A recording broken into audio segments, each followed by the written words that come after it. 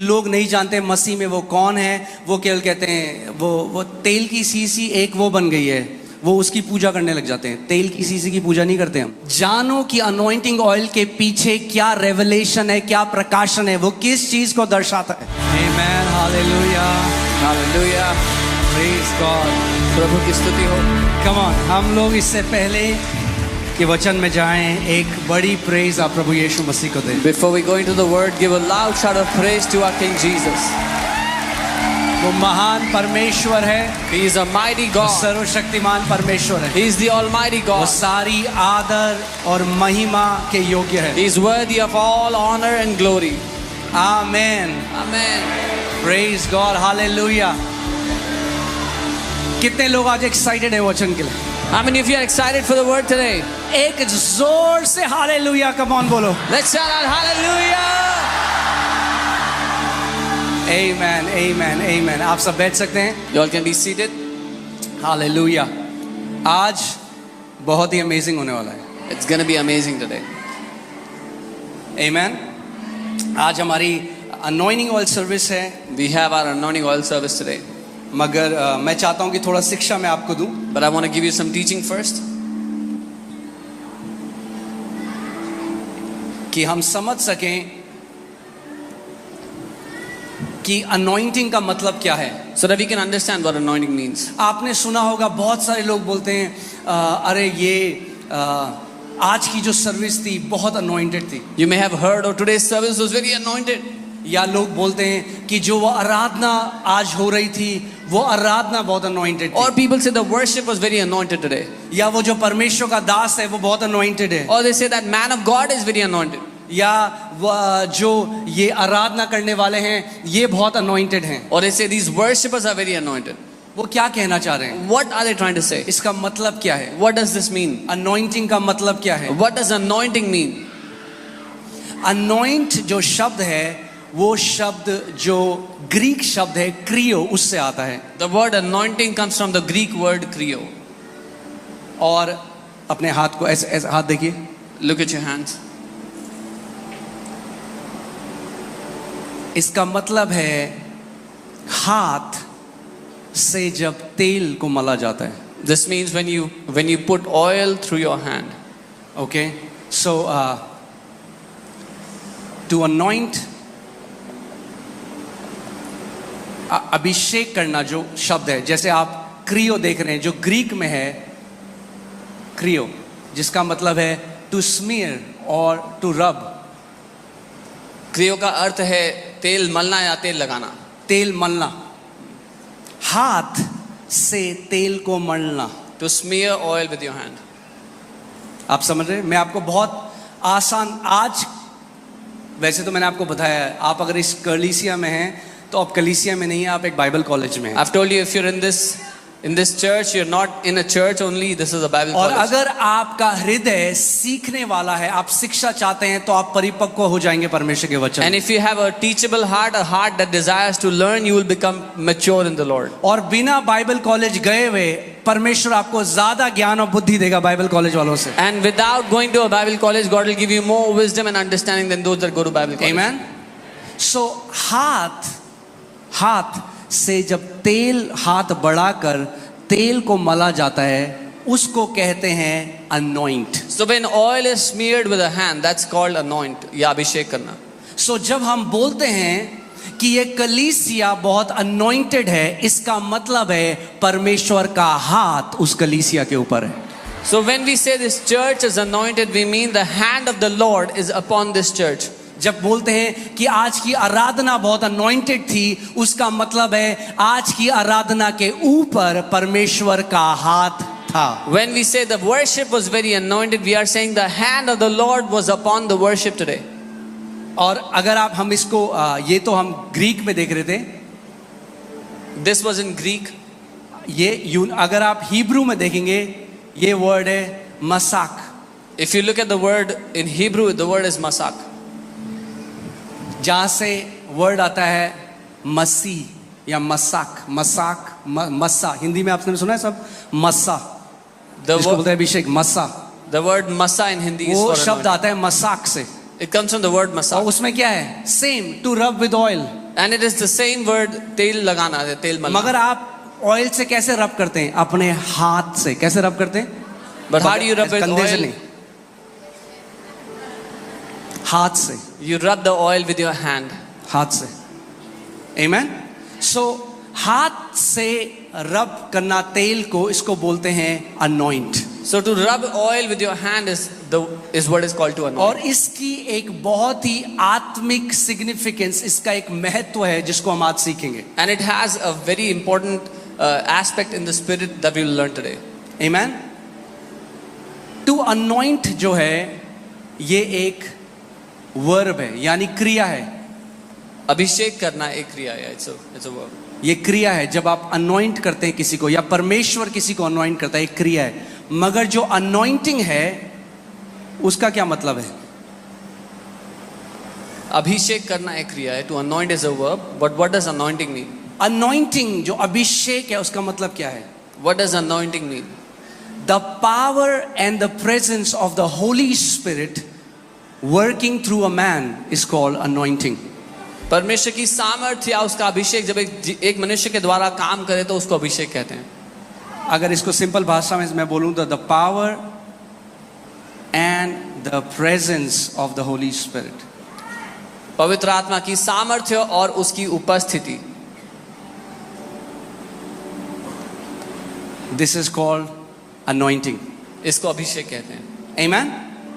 So anointing परमेश्वर की वो सामर्थ्य है जो वो इंसान के मिट्टी रूपी बर्तनों के अंदर उड़ेलता है. Anointing is the power of God that He pours into these earthen vessels of human body. Amen.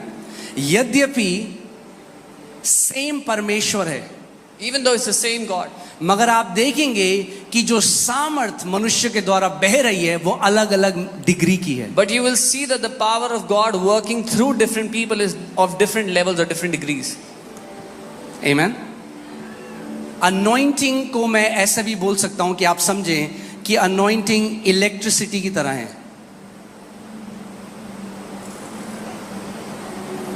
Anointing can be understood like electricity. किसकी तरह है? बिजली की तरह.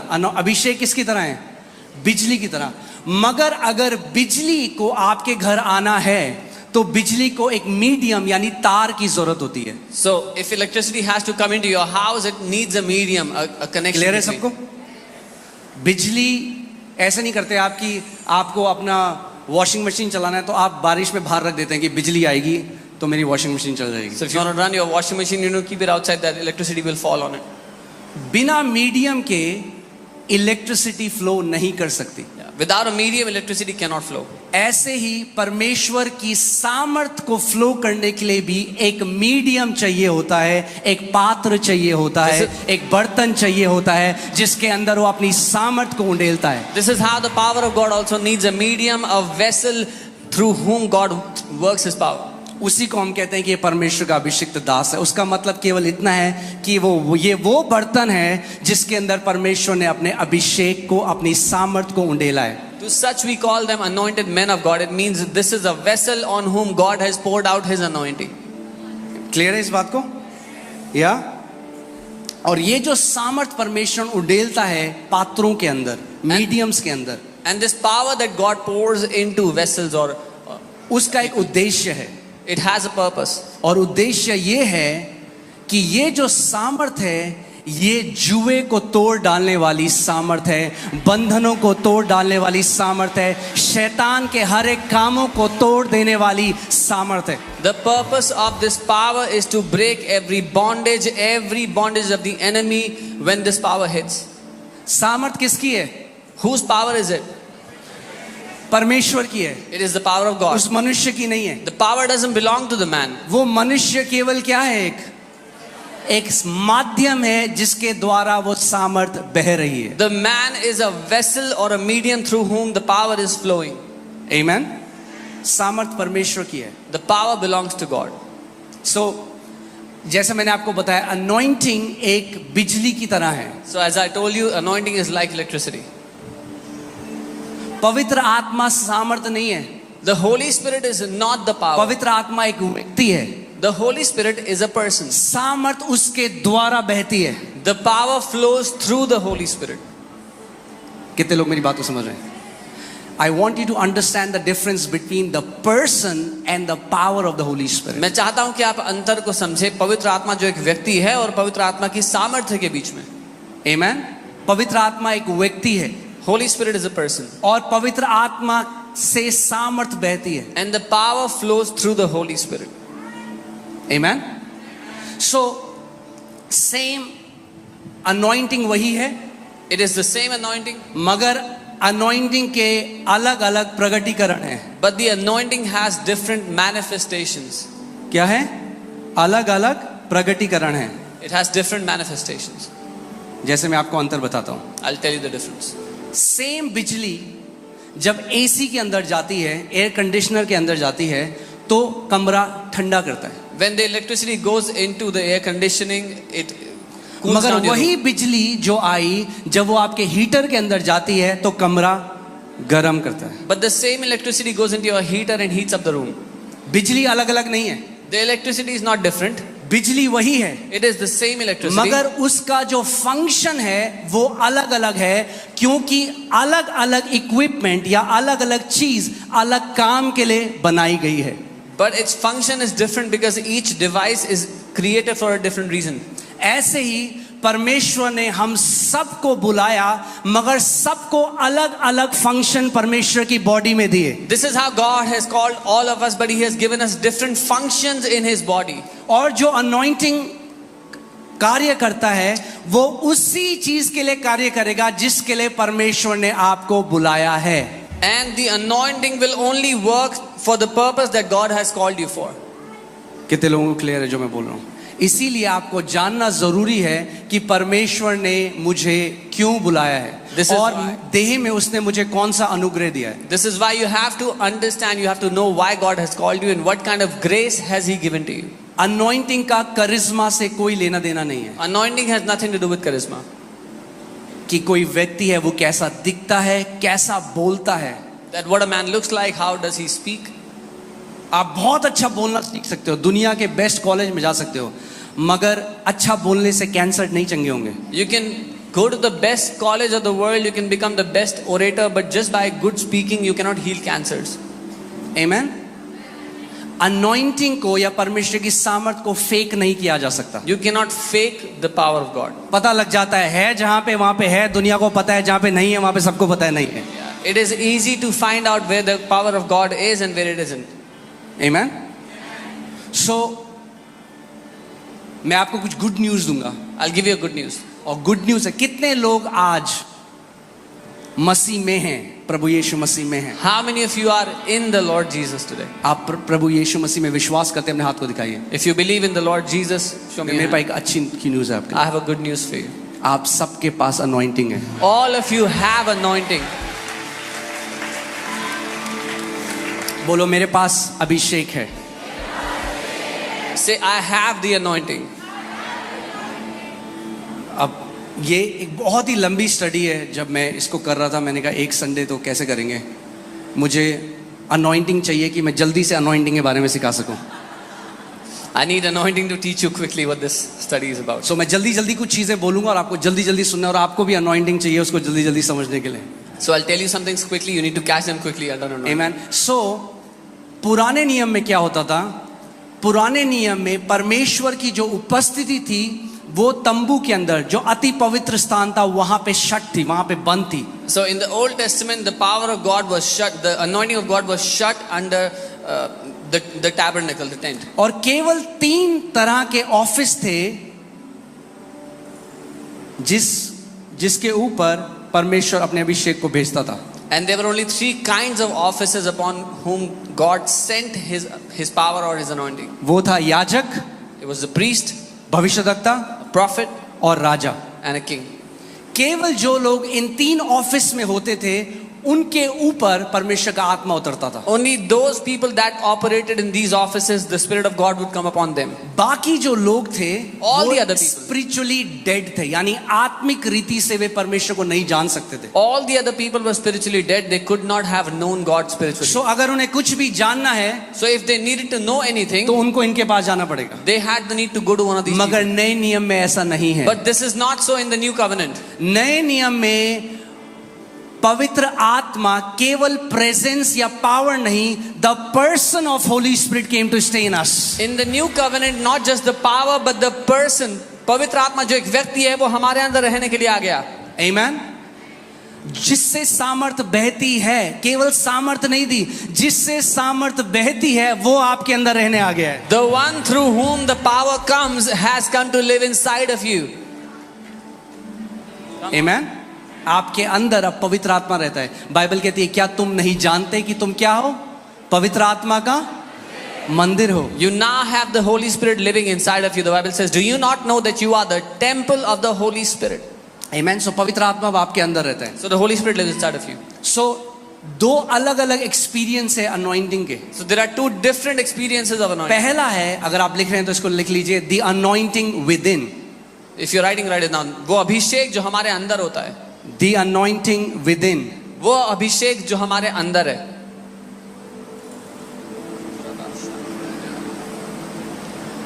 ये जो अभिषेक है ये हमें सब कुछ सिखाता है. पहला यूहन्ना 2:27 के हिसाब से ये जो अभिषेक हमारे अंदर है ये हर एक नए जन्म पाए हुए विश्वासी के पास है.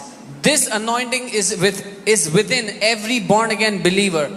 ये आपको सिखाता है, ये आपको बताएगा परमेश्वर के बारे में. आप परमेश्वर में बढ़ते जाओगे.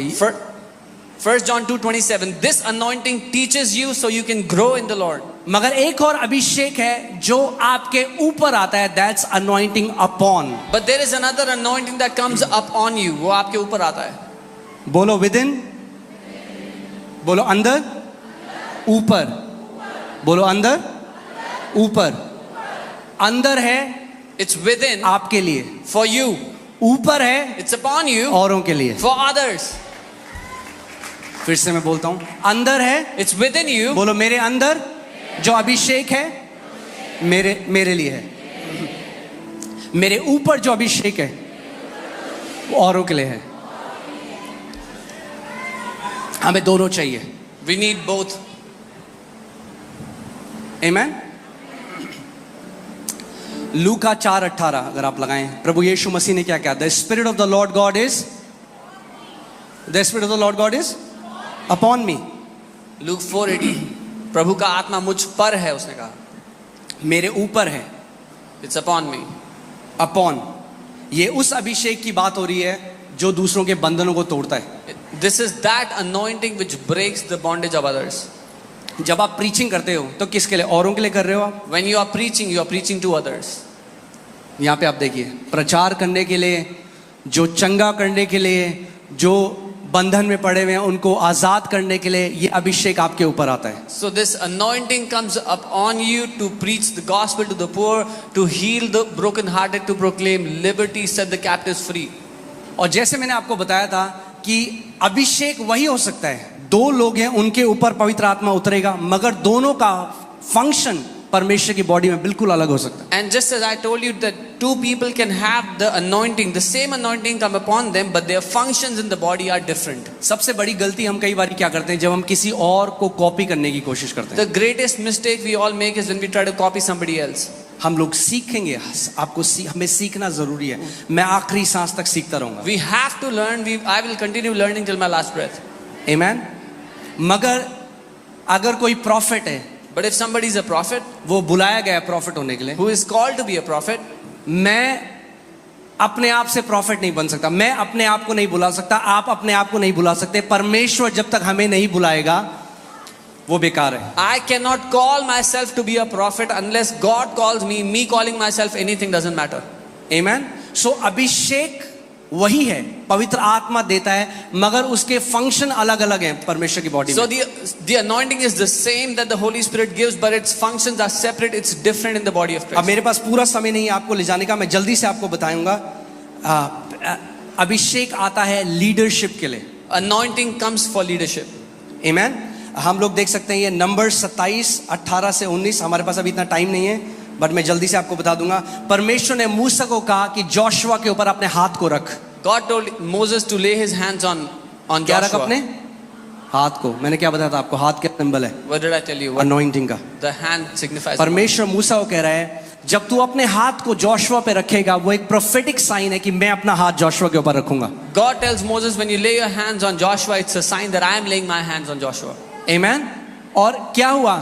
जैसे ही मूसा ने उसके ऊपर हाथ रखा, परमेश्वर का आत्मा उस पे आया, सो जोशुआ लीडर बन गया. So the moment Moses' hand came upon Joshua, he became a leader. Okay, मैंने आपको क्या बताया था? अभिषेक परमेश्वर ने कैसे किया है? मिट्टी के जो बर्तन है उनके द्वारा बहता है. What did I tell you? How has God anointed through vessels through earthen vessels? Amen.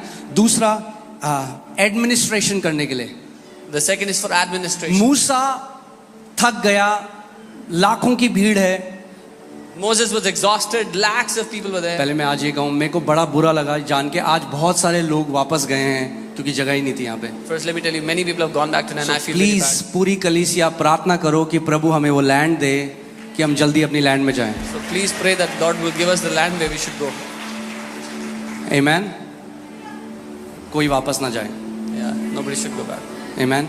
So anyway, मूसा के साथ क्या हुआ? मूसा थक गया, सुसाइडल हो गया. वो कहता है बस मुझे नहीं करनी सेवा. Moses was exhausted, he was suicidal, he said, I don't want to do this anymore. तो परमेश्वर ने उसका 70 लोगों को बुला. मैं आपको जल्दी से वर्स बता देता हूँ कि आप घर जाके पढ़ सकें. नंबर्स 11:25. गिनती 11 उसका 25. और परमेश्वर ने कहा 70 लोगों को बुला, जो आत्मा तेरे ऊपर है वो मैं उनके ऊपर डाल The दूंगा. Lord said, call 70 people, the spirit that is upon you, I'll put upon them. तो एडमिनिस्ट्रेटिव रोल में आ गए वो लोग. So those 70 people came into administrative roles. Amen. फिर हम देखते हैं अलग अलग फंक्शन है. जैसे आर्टिस्ट होने के लिए परमेश्वर ने बेजालेल एक व्यक्ति था जिसको आप एक्सोडस 31 में पढ़ सकते हैं. परमेश्वर का आत्मा उसके ऊपर आया और वो एक क्राफ्ट्समैन बन गया. Nirgaman 31 में you will see that there's a man named Bezalel. The spirit of the Lord came upon him and he became a craftsman. So Abhishek craftsman होने के लिए भी. जितने लोग यहाँ पे क्रिएटिव चीजों में जाना चाहते हैं, आप जानते हैं क्रिएटिविटी के लिए अभिषेक है. So all the people who want to do creative things, do you know there is an anointing for creativity? Amen. और हर बार जब संडे वचन प्रचार होता है परमेश्वर उसको कॉन्फर्मेशन देता है. सो जो कोई क्रिएटिविटी फील्ड में है, आज आप रिसीव करोगे उस अनॉइंटिंग को जो आपको वहां लेकर जाएगा जहां आपका ह्यूमन, आपका इंटेलेक्ट आपको नहीं लेके जा सकता. And every time the word is being preached, the Lord is pouring out anointing for creativity. So that anointing will take you to the place where you cannot reach by your own efforts. और फिर हम बहुत सारा देखते हैं अलग अलग manifestation. जैसे गवर्नमेंटल, डैनियल था वहां पे, और जोसेफ जैसे हम देखते हैं बिजनेस के लिए. We see many other purposes of the anointing upon Daniel, upon Joseph. सो जैसे आज लोग बोलते हैं कि परमेश्वर वो मूसा का अभिषेक दे रहा है, परमेश्वर डैनियल, उनका मतलब क्या है कि वो जो पवित्र आत्मा जैसे दानियल के द्वारा जो काम किया वैसे ही पवित्र आत्मा आपको भी एम्पावर कर रहा है वो करने के लिए. So when people say that God is giving you the anointing of Moses, the anointing of Daniel, they're saying the way God empowered Daniel to function, God is empowering you to function. Amen. अब हम आगे आएंगे anointing oil के ऊपर. Now we'll come on the. मैं आज थोड़ा vulnerable होके आपको अपना हार्ट भी शेयर करूंगा, I'll also share my heart with you publicly. क्योंकि मुझे लगता है ये क्या विश्वासी लोग तेल के पीछे भाग रहे हैं. I used to think, why are believers running out after this oil? हैं वचन सिखाओ भाई. Teach the word. और कोविड जब आया, And when COVID hit, वो संडे हमारा आखिरी संडे था, उसके बाद लॉकडाउन लग गया. that Sunday was our last Sunday, and then the और lockdown. उस संडे से पहले सैटरडे रात को मुझे एक ड्रीम आया. And before that Sunday, on Saturday night, I saw a dream. और एक परमेश्वर के दास जिनका मैं बहुत ऑनर करता हूँ, bishop David Oyedepo, And a man of God whom I dearly honor, Bishop David Oyedepo. वो मेरे कमरे में आए He came और into my उन्होंने room. मेरे सर के ऊपर तेल कोंडेला He came into my room and he poured out oil on my head. और उन्होंने मेरे लिए प्रार्थना करी. And he prayed for me. और जब मैं सुबह उठा And when I woke up in the तो morning, परमेश्वर ने कहा अनॉइंटिंग ऑयल सर्विस कर चर्च में. the Lord said, do an anointing oil service in the church. मैं कह रहा हूँ ओ प्रभु, And I'm like, oh Lord, ये तो मेरी थियोलॉजी के बिल्कुल अगेंस्ट है. this is totally against what I believe. सो मैंने दूसरी पवित्र आत्मा, सेकंड होली स्पिरिट जो है बीवी, So I went to the second Holy Spirit, my wife. Helper बोला गया ना वाइफ को, और पवित्र आत्मा को भी हेल्पर कहा गया. Wife is called a helper and Holy तो Spirit is मैंने also बताया, called a helper. मैंने बताया मोनिका को, मैंने कहा परमेश्वर कह रहा है कि अनॉइंटिंग ऑयल सर्विस करनी है. I said, the Lord is saying you have to do anointing oil service. सोचो उन्होंने पहली चीज क्या बोलेगी. The first- अच्छा the first- तुम तो हमेशा कहते हो तेल की जरूरत नहीं होती. You always say you don't need oil. मैंने कहा जब परमेश्वर कुछ कहता है, मेरी थियोलॉजी एक तरफ और उसको ओबे करना एक तरफ. I said, when the Lord says something, all of my knowledge, all my theology is on one side and obeying Him is on the because other मुझे side. एग्जैक्टली पता था ये परमेश्वर की तरफ से, ये मेरा माइंड नहीं है, ये ऐसे ही ड्रीम नहीं है. Because I exactly knew this is from the Lord. This is not just my mind, not just any dream. और अगले संडे हमने अनॉइंटिंग ऑयल सर्विस करी Next Sunday we did an anointing oil service, और परमेश्वर ने हमारी पूरी कलीसिया को प्रोटेक्ट किया. and God protected our entire church. Praise God. वो एक अच्छा परमेश्वर है. He's a good God. और तब परमेश्वर मुझे सिखाने लगा. And then the Lord मैं started to जानता हूँ teach. इसमें एक्सट्रीम है और हम उसकी बात भी करेंगे, मगर मैं आपको बता रहा हूँ कि परमेश्वर ने फिर मेरे को सिखाया कि ये केवल एक सिंबल मात्र नहीं है. क्योंकि पहले मैं सोचता रहा तेल केवल सिंबल है होली स्पिरिट का. I know there is an extreme in this and we'll talk about that, but earlier I should think that oil is only a reflection or a symbolic of the Holy Spirit. But it's not. परमेश्वर ने मुझे बताया ये केवल symbol ही नहीं, ये मेरी ordinance है. The Lord said, this is not just a symbol, it's my ordinance. मैं आपको बताता हूँ कैसे. जैसे रोटी, यीशु मसीह ने क्या कहा, जब हम रोटी लेते हैं, हम प्रभु भोज लेते हैं, वो किसको दर्शाता है? परमेश्वर की देह को और उसके लहू को.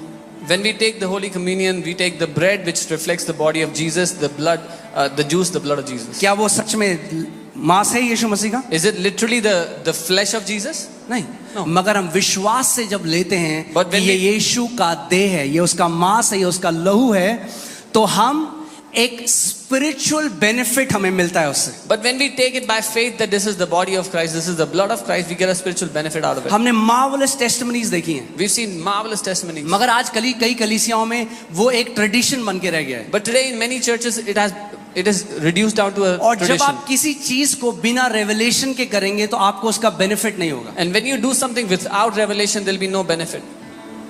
आमीन. कितने लोग मेरी बात समझ रहे हैं? ऐसे ही अनॉइंटिंग ऑयल भी है. Similarly, anointing oil is also an ordinance. आप जानते हैं यीशु मसीह के साथ जब चेले उसके साथ थे, मार्क 6:12-13 हम देखेंगे. मरकुस 6:12 से 13 देखते हैं यहाँ पे क्या लिखा है. When the disciples were with Jesus, we'll see this. You know, Mark 6:12-13. जब चेले so they went out and preached the people should repent. तब उन्होंने जाकर प्रचार किया कि मन फिराओ. And they cast out many demons and anointed with oil many who were sick and healed them. और बहुत सी दुष्ट आत्माओं को निकाला और बहुत से बीमारों पर तेल मलकर उन्हें चंगा किया. So anointing oil केवल ओल्ड टेस्टमेंट की चीज नहीं थी. The anointing oil is not only in the Old Testament. चेले जब यीशु मसीह के साथ थे When the disciples were with तो वो Jesus, जाकर तेल मल रहे थे they went and they anointed with oil. और लोग चंगे हो रहे थे. And people were being healed. There is a mystery to it. एक रहस्य है इसके पीछे. फिर परमेश्वर मुझे सिखाने लगा इसके बारे में. And then the Lord started to teach me about this.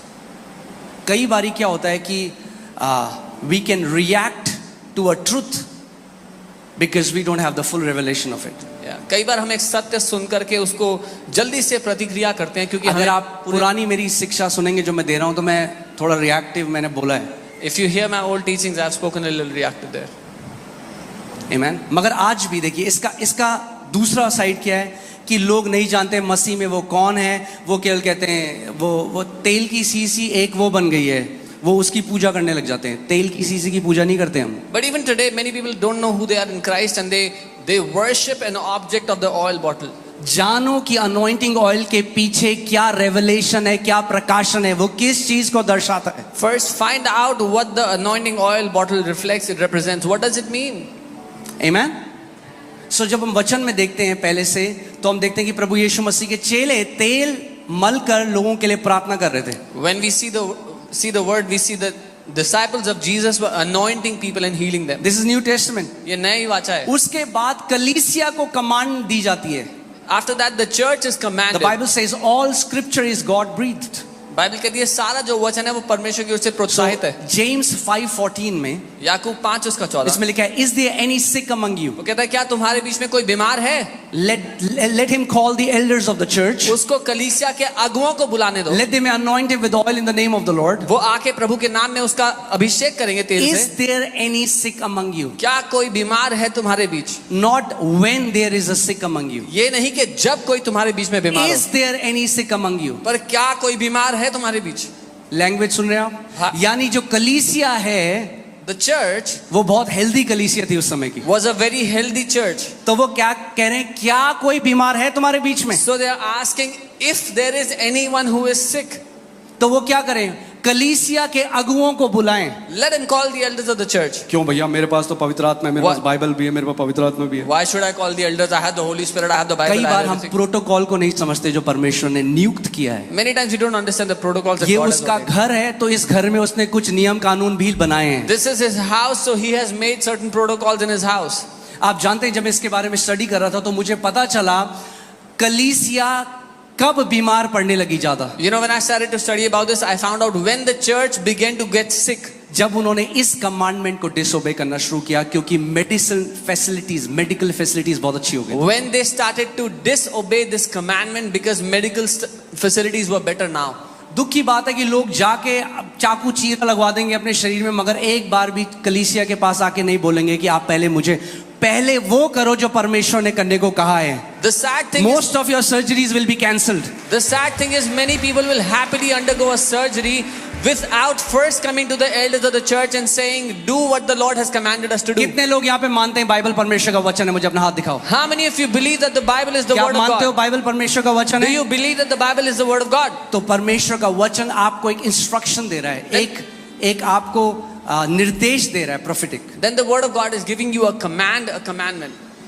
यदि तुम में कोई रोगी है तो कलीसिया के प्राचीनों को बुलाए, If there is anyone sick among you, let him call the elders of the church. और वे प्रभु के नाम से उस पर तेल मलकर, क्या करके? तेल मलकर। क्या मैंने आपको बताया था अनॉइंटिंग क्या है? तेल मलना। And let him pray over him with oil, anointing him with oil. Anointing is smearing with oil. उसके लिए प्रार्थना करो। मैं आपको इस आयत में दिखाता हूं कि ये जो जेम्स लिख रहा है जिस व्यक्ति के लिए, वो बिल्कुल डेथ बेड में है। I'll show you the person that James is writing for was on the deathbed. वो अविश्वासियों की बात नहीं कर रहा, He's not talking about वो कह रहा है unbelievers. Is there any sick among you? He's saying, क्या तुम्हारे बीच में कोई बीमार है? सो किसकी बात हो रही है? Who is he talking about? कलीसिया के विश्वासियों की। The church, the believers of the आगे देखो church. क्या लिखा है, and the prayer of faith will save the sick. और विश्वास की प्रार्थना रोगी को बचा लेगी. ओके, यहाँ पे स्पिरिचुअल सेविंग की बात नहीं है क्योंकि ऑलरेडी सेव्ड है। It's not talking about salvation because that person is already a believer. यहाँ पे वो मरने से उसको बचा लेगी, विश्वास की प्रार्थना उसको मरने से बचा लेगी। This is saying the prayer of faith will save him from dying. ध्यान से सुनिए, यहाँ ये नहीं लिखता तेल उसको बचा लेगा। It's not saying the oil will save him. तेल मलने के बाद जो विश्वास की प्रार्थना है वो कार्य करती है। It is the prayer of faith after anointing with oil that works.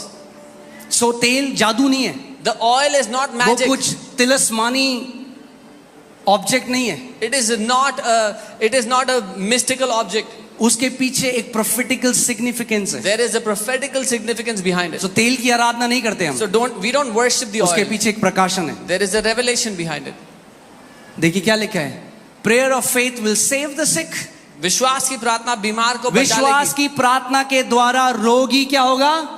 बच जाएगा। यानी रोगी मरने वाला था, मगर परमेश्वर का वचन कह रहा है अगर रोगी या उसका परिवार कलीसिया के अगुओं को बुलाए और वे रोगी के ऊपर तेल मलकर यीशु मसीह के नाम से विश्वास की प्रार्थना करें तो रोगी बच जाएगा। So it is saying the prayer of faith will save the sick. If the sick was about to die, if that person or his family called the elders of the sick and they anoint him with oil, and prayer of faith will save him from dying.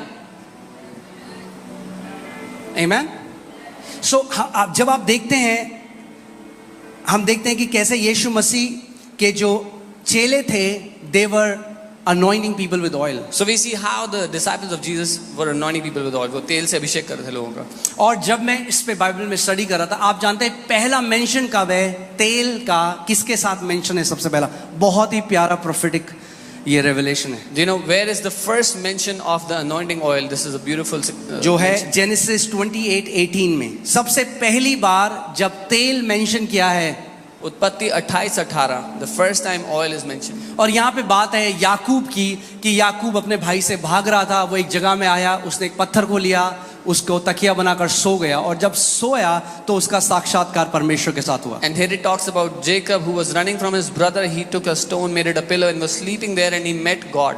और यहाँ पे लिखा है याकूब सवेरे उठा, उसने अपने सिरे के नीचे रखे पत्थर को उठाया और उसको खंबे के रूप में खड़ा किया.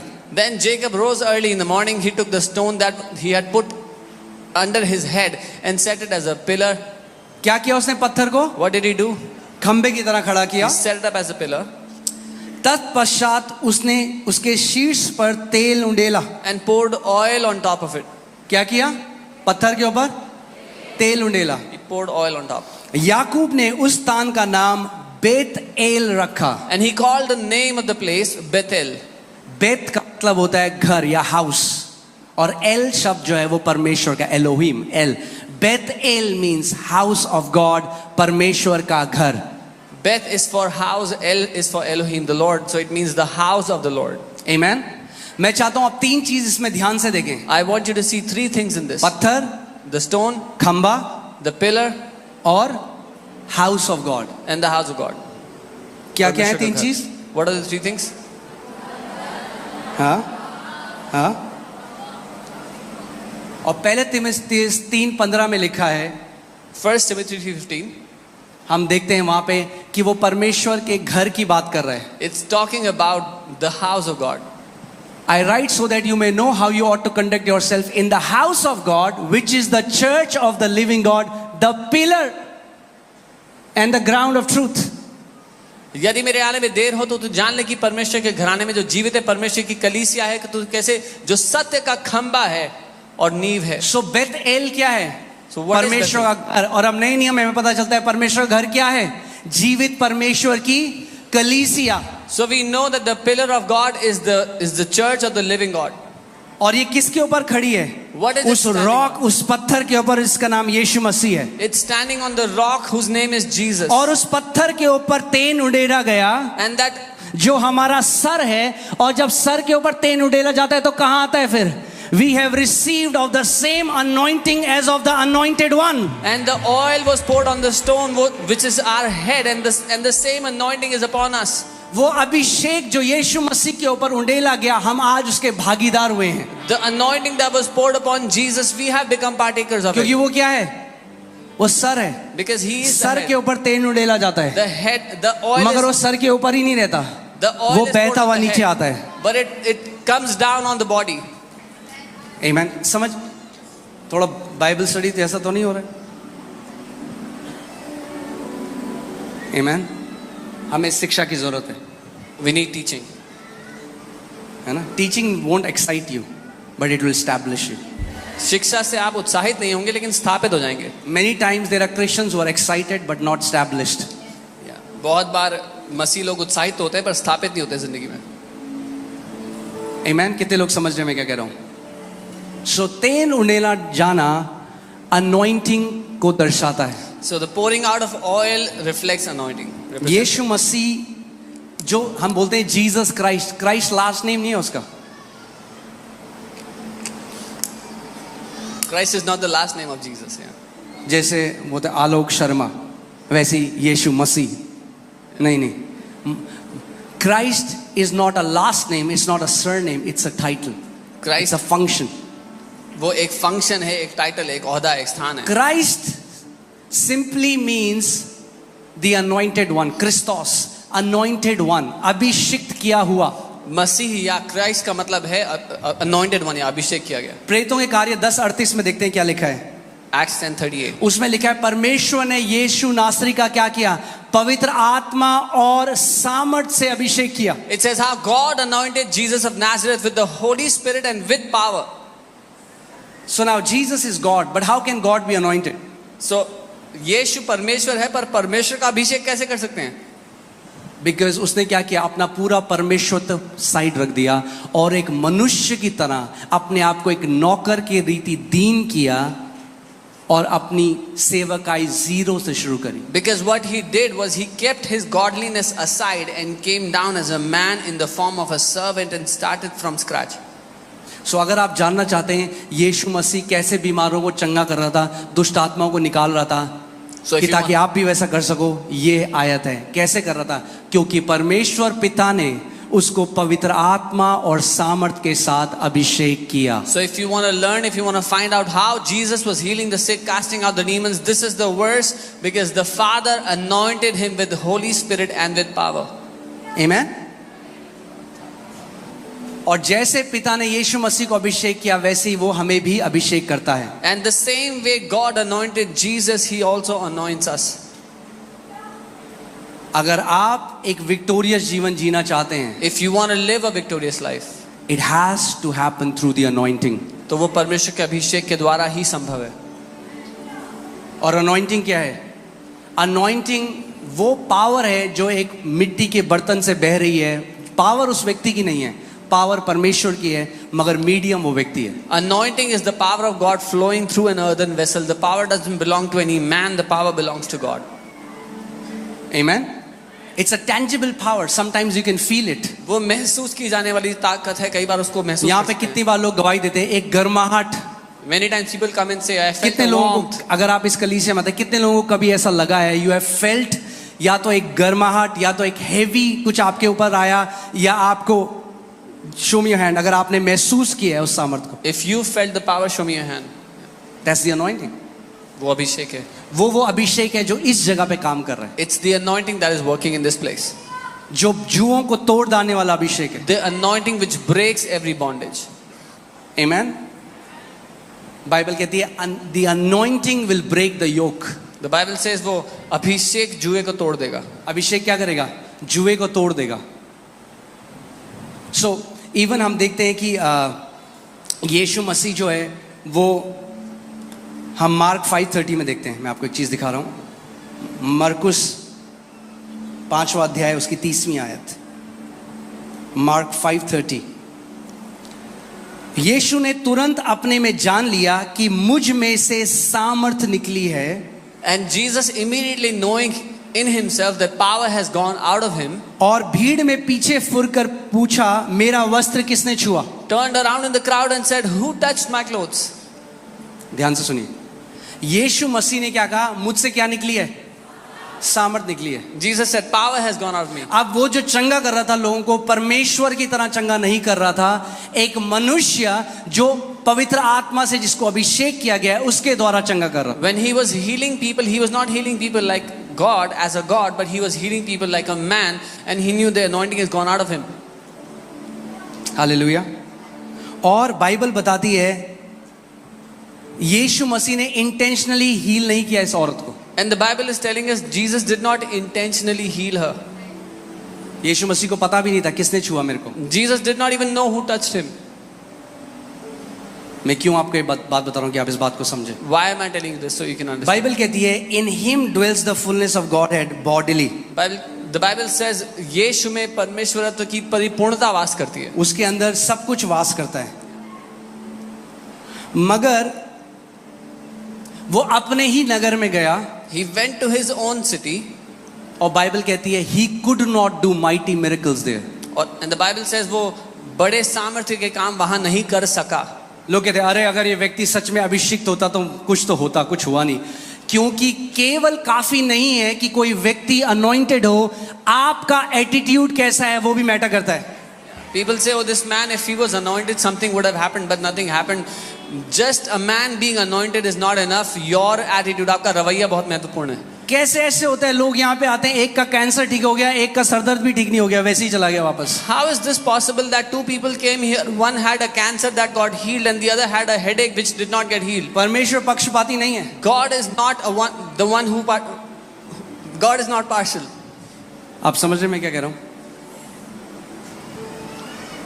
एक बात को जान लीजिए, इस बात, परमेश्वर पृथ्वी पर, ये स्पिरिचुअल लॉ है, परमेश्वर पृथ्वी पर कुछ भी नहीं करता बिना एक इंसान के साथ पार्टनरशिप के। This is a spiritual law that God does not do anything on the earth without partnering with a man. Amen? जब यीशु था, एक बात बताइए, क्या परमेश्वर सर्वशक्ति पावरफुल है? हाँ, सर्वशक्तिमान है। Is God almighty? Amen? सो क्यों परमेश्वर को यीशु मसीह को अनॉइंट करने की जरूरत पड़ी? उस औरत को उसके घर पे चंगा कर देता परमेश्वर, तो सब जगह है। Then what was the need for God to anoint Jesus? He could have healed that woman in her house. परमेश्वर तो कितने लोग जानते हैं वो ओमनी प्रेजेंट है, सब जगह है। How many of you know God is omnipresent? तो बीमारों को कलीसिया आने की जरूरत क्या है? Then why do the sick people have to come क्यों to नए church? नियम में कह रहा है जो बीमार है प्राचीनों को बुलाओ? अरे परमेश्वर उनके घर में कर दो उनको चंगा। Why is the New Testament saying if there is anybody sick, let him call the elders? God can heal that sick person in his house. क्योंकि परमेश्वर God cannot, hear this carefully, God cannot do anything on this earth without a human body. क्योंकि परमेश्वर इस पृथ्वी पर एक शरीर के, एक मनुष्य के शरीर के बिना कुछ नहीं कर सकता। Amen? So परमेश्वर ने क्या किया? यीशु मसीह को अभिषेक किया। जहां जहां वो जा रहा था, क्या बाइबल कहती है, बीमारों को चंगा कर रहा था। So God anointed Jesus and wherever he went he healed the sick.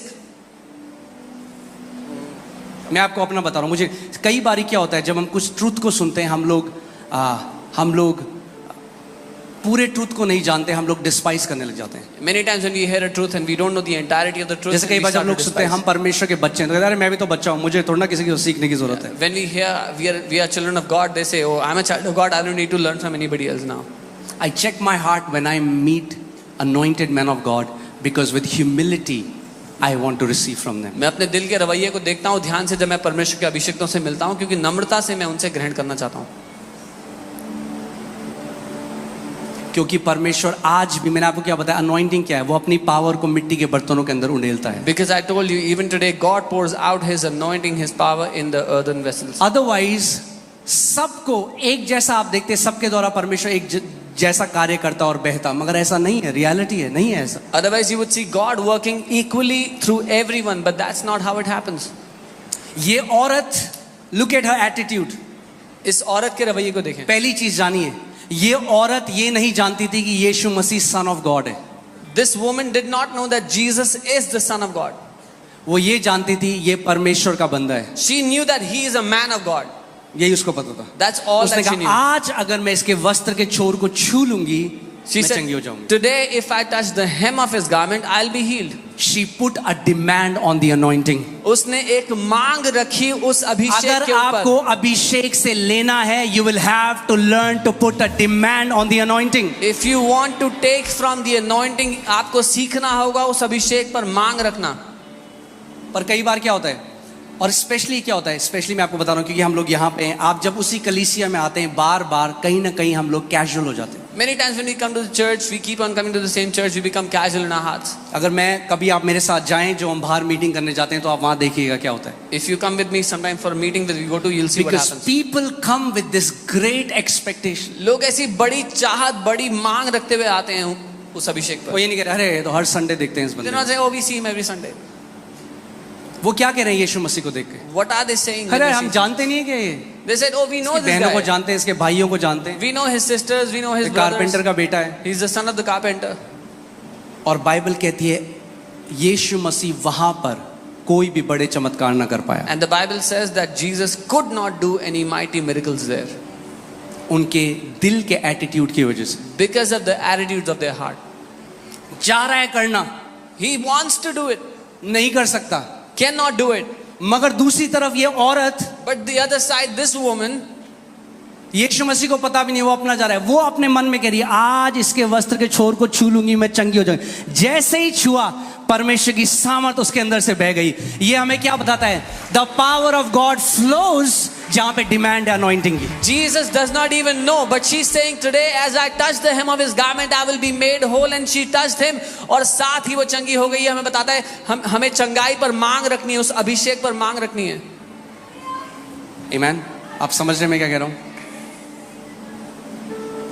सो केवल ये काफी नहीं है, जब वो उससे नहीं ग्रहण कर पाए जिसके अंदर परमेश्वर फुलनेस में था, When they could not receive from the one who carried the fullness of God, इसका मतलब आज भी even today, अगर आप कैजुअल एटीट्यूड से आते हैं परमेश्वर के घर में, आप नहीं रिसीव कर सकते वो जो परमेश्वर चाहता है कि आप करें। if you come with a casual attitude, you will not be able to receive what God wants to do in your life. आमीन। क्यों? आप एक बात बताइए, जब प्रभु यीशु मसीह चले गए, क्यों अब पतरस का इंतजार कर रहे हैं लोग कि उसकी परछाई पड़े? After Jesus was taken up, why were people waiting for Peter's shadow to fall upon them? भैया यीशु मसीह को हम भी जानते हैं, Oh, we also know Jesus. मैंने आपको क्या बताया? परमेश्वर अनॉइंट करता है अलग अलग लोगों को अलग अलग चीजों के लिए. I told you, God anoints different people for different functions. कई लोगों को वो अच्छा नहीं लगता. But many people don't like that. परमेश्वर सोशलिस्ट नहीं है. Yeah, God is not socialist in approach.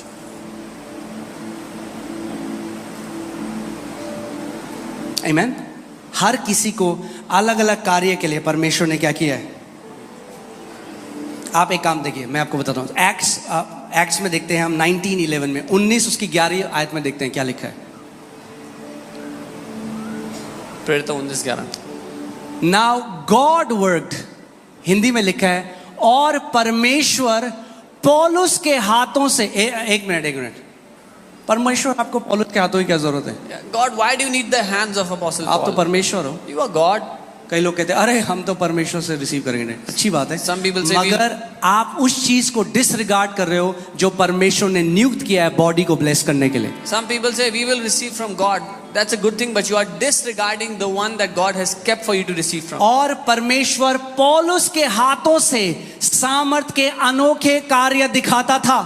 And now God worked unusual miracles by the hands of Paul. Who was working unusual miracles? Come on, talk to me. कौन कर रहा था ये अनोखे अद्भुत चमत्कार? God. But how परमेश्वर. was he doing it? पर कैसे कर रहा था? Through the hands of Paul. पौलुस के हाथों से. And that God has not changed. और वो परमेश्वर बदला नहीं है. He's doing the same thing through the hands of many people. वो आज भी बहुत से लोगों के हाथों से ऐसा ही कर रहा है.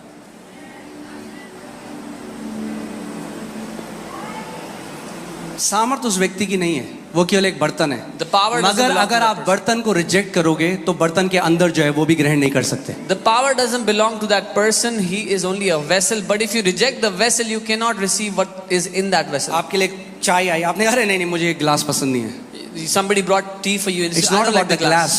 मुद्दा ग्लास नहीं है. मुद्दा ये नहीं ग्लास कैसा दिखता है, Yeah, the मुद्दा problem ये है is- ग्लास के अंदर क्या है. The problem is not what the glass looks like. What मुद्दा matters ये is नहीं है what's कि कोई inside. परमेश्वर का बंदा जिसको उसने खड़ा किया वो कैसा दिखता है, कैसा बोलता है. ये है कि उसके अंदर परमेश्वर ने क्या डाला है. Yeah, the matter is not what a man looks like that God has raised up, but what matters is what God has put inside of that man. और अगर आप डिमांड रखोगे उस अनॉइंटिंग में, उसको पता भी नहीं है वो अभिषेक आपके ऊपर आएगा. And if you will put a demand on that anointing, even though that man may not realize, but that anointing will come upon you. It's not his anointing.